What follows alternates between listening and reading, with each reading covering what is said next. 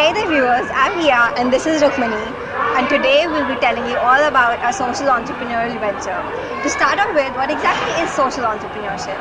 Social entrepreneurship is basically when an entrepreneur decides to use business tactics to solve a social problem. The people who come under this category want to make the world a better place, and we belong to that category. We have a business idea that could solve malnutrition as well as natural deficiencies. Statistically, in India itself, over 56% of women, 24% of men, and 75% of children suffer from anemia. Among these, 57% of them also suffer from vitamin A deficiencies. Along with that, over 48% of children under the age of 5 suffer from stunted growth. These figures are truly alarming. Exactly. So now we have our business idea is basically where we use weed.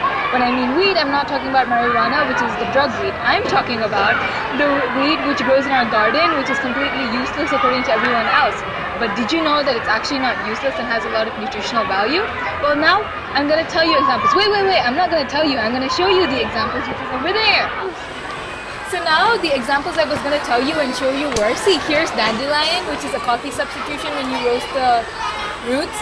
And well, there are other nutritional values, but if I tell you each and every one, you get bored, right? So come on, when I make the product, you'll be so much more interested in it.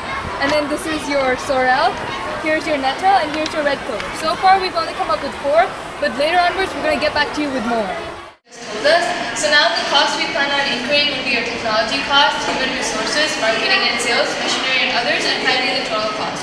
So when we're talking about technology, we're talking about the computers we plan on buying for the accountants, since it's easier to do accounts with a computer there. And then there's your human resource, where there'll be your skilled labor and unskilled labor.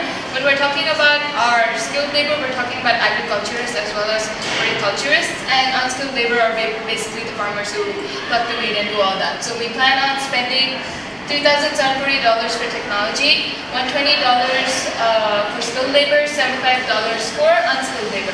And then when we're talking about marketing and sales, since we have to make them aware, it's going to be pretty expensive. So we plan on spending around $750 to $1,500 for just advertising and the sales of all that. And then machinery and others, we plan on spending around $7,480. And then there's the total cost, so we just added all these up and we come up to $12,915 approximately. And then year 2 is assuming that we are expanding and going successfully. These are the rates we plan on spending. And then now I'll be talking about the expected results as for year 1 and year 2.